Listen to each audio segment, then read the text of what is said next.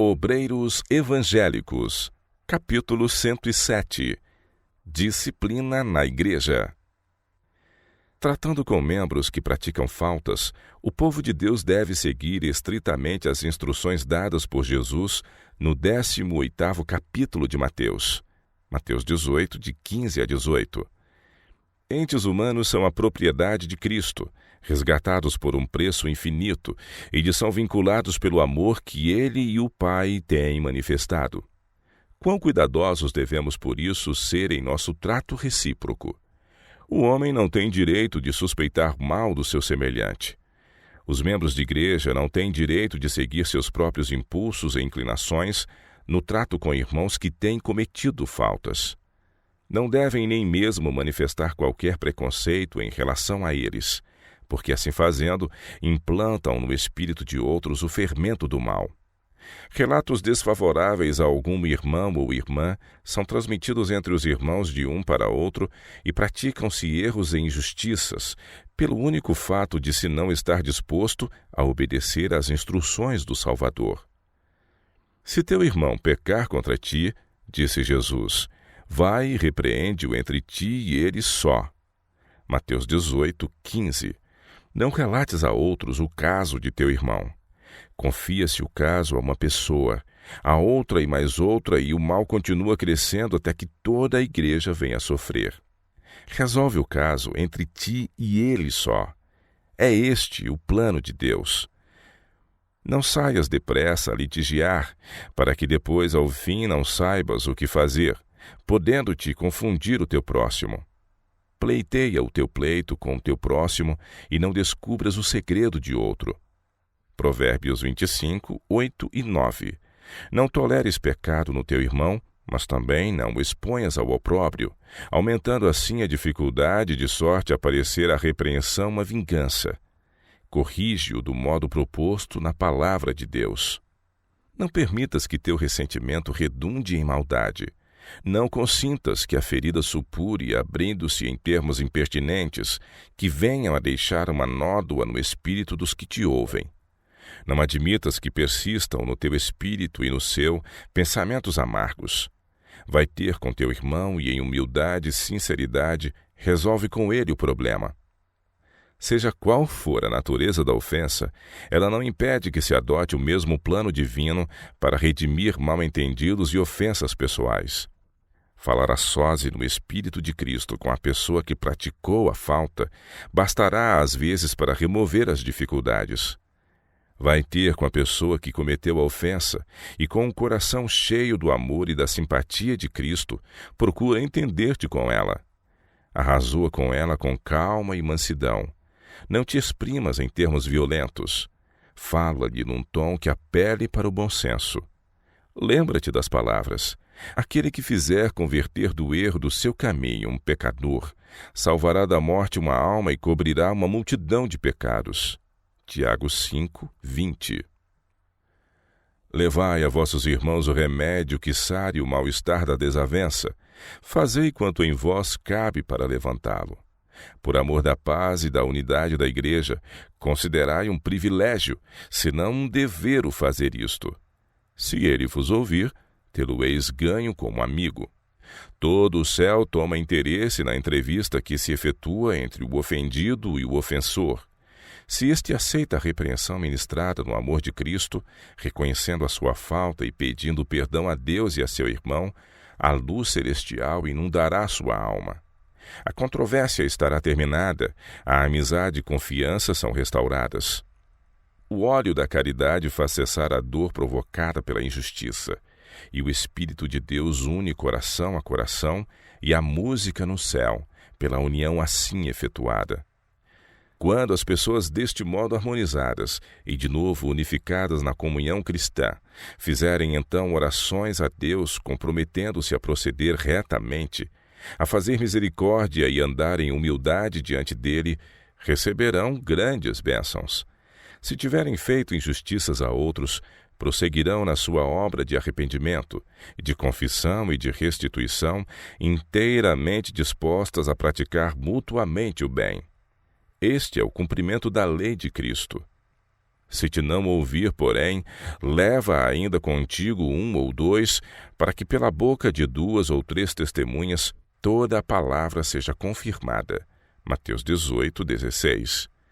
Toma contigo a irmãos espirituais e fala com o que estiver em erro acerca de sua falta. É possível que ceda ao apelo desses irmãos, vendo que há acordo no assunto, talvez se persuada. E se os não escutar, que se deverá fazer então? Deverão alguns poucos, numa reunião de comissão, tomar a responsabilidade de excluir o irmão? Se os não escutar, continua dizendo Jesus, dize-o à igreja. Deixai que a igreja decida o caso de seus membros. Se também não escutar a igreja, considera-o como um gentio e publicano. Verso 17. Se ele não escutar a igreja, se recusar os esforços enviados para reconquistá-lo, é a igreja que deve tomar a si a responsabilidade de excluí-lo da sua comunhão. Seu nome deverá então ser riscado do livro. Nenhum oficial de igreja deve aconselhar, nenhuma comissão recomendar e nenhuma igreja votar que o nome de alguém que haja cometido falta seja eliminado dos livros da igreja até que as instruções de Cristo a tal respeito tenham sido escrupulosamente cumpridas. Se essas instruções tiverem sido observadas, a igreja está livre diante de Deus. A injustiça tem então de aparecer como é e ser removida, para que não prolifere. O bem-estar e a pureza da igreja devem ser salvaguardados para que possa estar sem mancha diante de Deus, revestida da justiça de Cristo. Quando a alma que errou se arrepende e se submete à disciplina de Cristo, cumpre dar-lhe outra oportunidade. E mesmo que não se arrependa e venha a ficar colocada fora da igreja, os servos de Deus têm o dever de tentar esforços com ela, buscando induzi-la ao arrependimento. Se render à influência do Espírito de Deus, dando evidência do seu arrependimento, confessando e renunciando ao pecado, por mais grave que tenha sido, deve merecer o perdão e ser de novo recebida na igreja. Aos seus irmãos compete encaminhá-la pela vereda da justiça e tratá-la como desejariam ser tratados em seu lugar, olhando por si mesmos para que não sejam do mesmo modo tentados. Em verdade vos digo, continua Jesus, que tudo o que ligardes na terra será ligado no céu, e tudo o que desligardes na terra será desligado no céu. Mateus 18:18. Esta palavra de Cristo conserva a sua autoridade em todos os tempos. À igreja foi conferido o poder de agir em lugar de Cristo. Ela é a instrumentalidade de Deus para a conservação da ordem e da disciplina entre o seu povo. A ela o Senhor delegou poderes para dirimir todas as questões concernentes à sua prosperidade, pureza e ordem. Sobre ela impôs a responsabilidade de excluir de sua comunhão os que são indignos dela, que pela sua conduta anticristã acarretam desonra à causa da verdade. Tudo quanto a igreja fizer de acordo com as orientações dadas na palavra de Deus será sancionada no céu. A remissão dos pecados. Aqueles a quem perdoardes os pecados, disse-lhes Cristo, são perdoados, e aqueles a quem os retiverdes, lhes são retidos. João 20:23. Cristo não dá aqui permissão para qualquer homem julgar a outros. No Sermão do Monte, proíbe fazê-lo. É a prerrogativa de Deus. Sobre a igreja, em sua qualidade de corpo organizado, porém, ele coloca uma responsabilidade para com os membros individuais.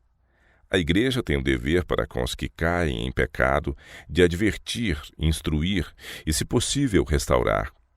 Que redarguas, repreendas, exortes, diz o Senhor, com toda longanimidade e doutrina. 2 Timóteo 4:2. Lidai fielmente com os que fazem mal. Adverti toda a alma que se acha em perigo. Não deixeis que ninguém se engane a si mesmo. Chamai o pecado pelo seu verdadeiro nome.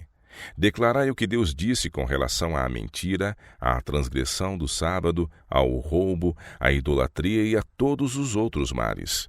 Os que cometem tais coisas não herdarão o reino de Deus. Gálatas 5:21. Se eles persistirem no pecado, o juízo que havíeis declarado segundo a palavra de Deus é sobre eles proferido no céu.